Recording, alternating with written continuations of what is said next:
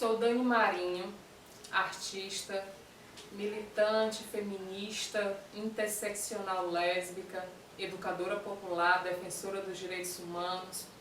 Faço parte do bando Somos Todas Marias, que já existe e resiste há 9 anos na cidade, onde a gente atua através do ativismo, através da educação popular e da articulação comunitária, para que a gente possa estar realizando um trabalho potente e que converse, com as nossas pautas, que são tão urgentes, que é poder falar sobre o enfrentamento da violência contra a mulher, sobre o enfrentamento contra o abuso e exploração de crianças e adolescentes, na luta contra o racismo, na luta contra a LGBTQ-fobia e na luta diante de toda e qualquer violação de direitos que possa estar existindo. Então, a nossa arte, ela é política, ela é ideológica, e é dessa forma que a gente movimenta o nosso trabalho na nossa comunidade. Somos artistas favelados, onde politicamente é a poeira que a gente traz debaixo dos nossos pés, através das ações, sejam elas formativas, sejam elas artísticas, sejam elas de incidência política. É dessa forma que a gente existe e resiste nas nossas quebradas.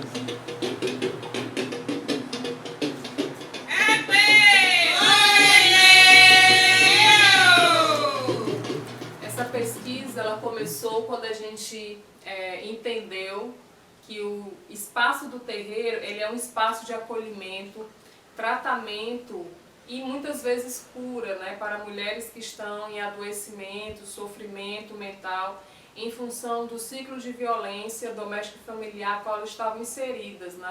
Essa pesquisa ela começou por causa de um drama familiar, pelo fato da gente ter vivido isso na nossa família e ter sido apresentado ao terreiro como esse espaço, que poderia estar nos ajudando, uma vez que a saúde pública mental estava e está ainda completamente sucateada.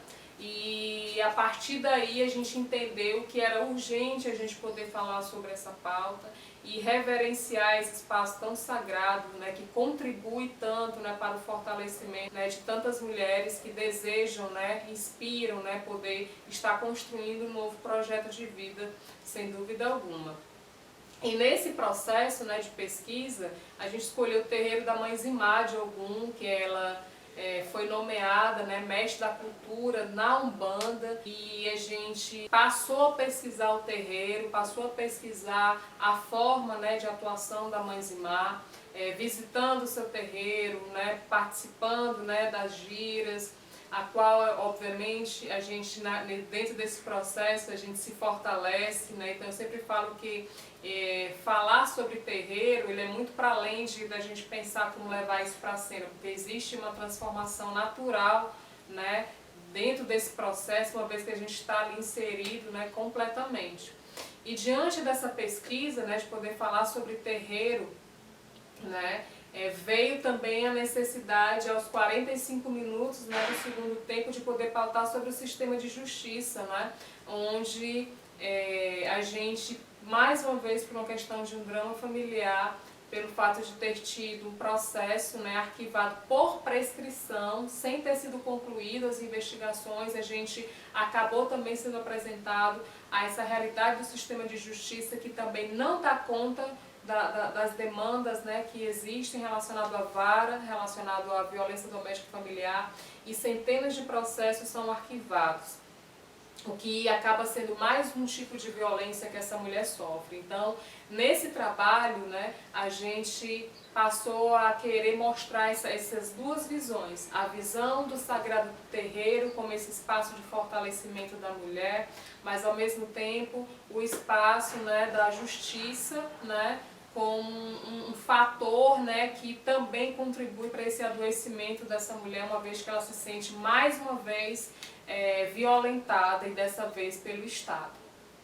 E diante desse processo, de como a gente iria construir, como fazer isso, nada melhor do que fazer dentro da nossa casa, porque de acordo com a pesquisa da ONU, a casa ele é o lugar mais perigoso para uma mulher. Então, pensando sobre isso, a gente está vivendo o isolamento social, E eu digo que as mulheres que vivem violência doméstica familiar, elas já experimentam esse isolamento social, porque elas estão distanciadas dos amigos, distanciadas dos familiares, muitas vezes não pode trabalhar, não pode estudar, tem que ficar dentro de casa o tempo inteiro. Então esse distanciamento social ele já acontece na vida dessas mulheres. E a partir disso a gente passou a contar histórias reais de mulheres que tiveram suas vidas, né, sucumbidas, né, devido à violência de gênero, à violência doméstica e familiar, e histórias, né, de mulheres que sobreviveram, né, e acabaram contando, né, através dessa dramaturgia, as suas experiências, né, do que elas passaram dentro dos seus relacionamentos abusivos.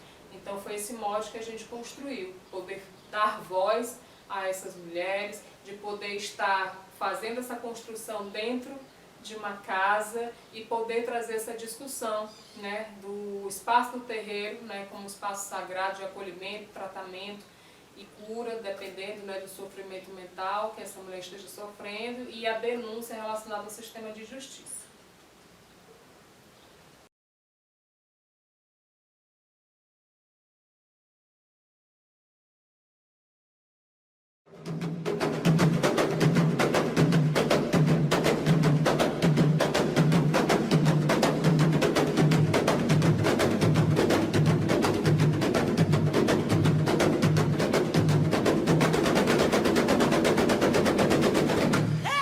Eu gosto de dizer muito que eu sou filho de duas estruturas muito potentes, claro, que tem a ver com as relações de tradições religiosas que a gente entende de Umbanda e Candomblé, e também as tradições populares de fé, de um modo geral, que a gente nega muito, ou se é negado estruturalmente, que não faz parte da nossa formação, quando na verdade é uma parte importante da nossa identidade.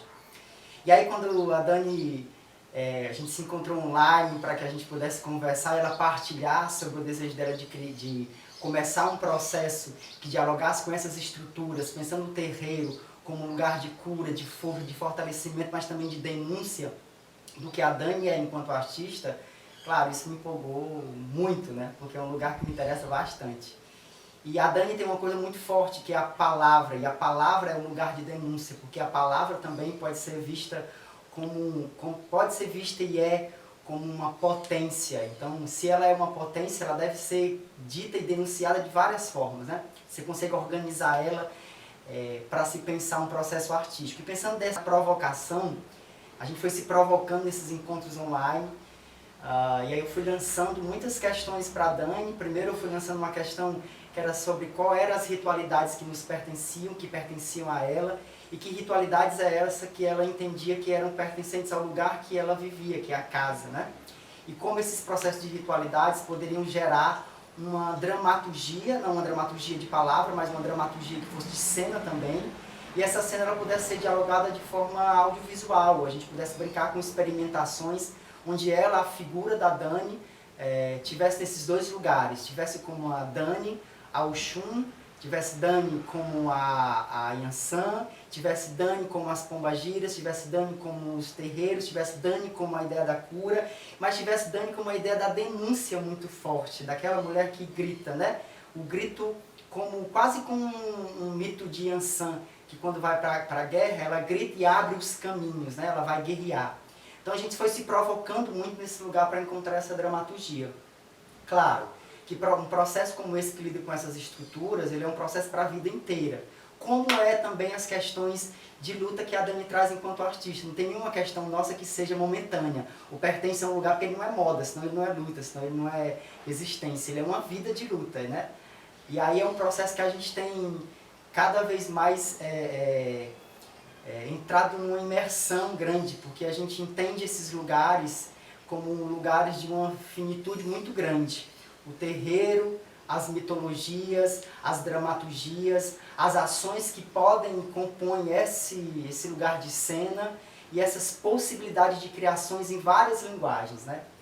E é bacana porque a gente também não, quando eu digo bacana, porque a gente não se limitou a uma linguagem específica, né?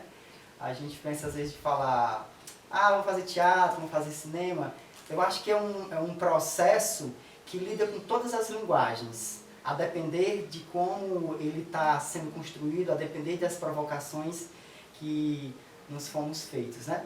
E aí tem um ponto que é claro, que dentro das provocações, das orientações que ia lançando para a Dani, teve um que faz parte de um trecho de um conto de Marina Colasanti, que é muito bonito esse conto, assim, que fala de uma mulher que nunca comeu ave, porque é proibida que ela coma ave na aldeia dela, nenhuma mulher pode comer ave, até que um dia o seu marido não consegue abater nada a não ser uma ave.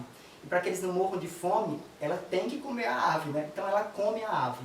Então quando ela come a carne dessa ave, pela primeira vez em toda a sua existência, aquela mulher que entendia a casa como um lugar de extrema opressão, porque o conto apresenta isso, de uma relação cotidiana onde ela não saía dali, aquela carne faz com que ela mude a sua lógica de pensamento. O que ela não olhava antes, ela olha, a vontade dela nunca olhar para o céu, agora ela olha para o céu, a vontade dela não fazer aquilo que ela fazia todo dia aparece nela, até que um dia, não se sabe porquê, ela olha para o céu e vê um monte de ave voando, assim, migrando para outro lugar. E ela sai dessa casa e vai embora atrás dessas aves. E a gente não sabe o que se tornou. O conto não nos mostra, não nos diz o que aconteceu com essa mulher. Mas ele traz essas provocações muito interessantes para o processo que a gente tem experimentado, né? E eu acho que é isso, assim. Que seja um terreiro, está sendo um terreiro artístico muito interessante da gente criar e partilhar. Está sendo uma gira e que as pombagiras, os mais antigos, os exus, os caboclos, as mães de santos, possam orientar e possam estar presentes nesses trabalhos, nas falas e nas provocações artísticas. Assim seja. Saravá, a quem é de Saravá, meu filho. Axé, quem é de axé, que o tambor toque não pare nunca, Dani Marinho.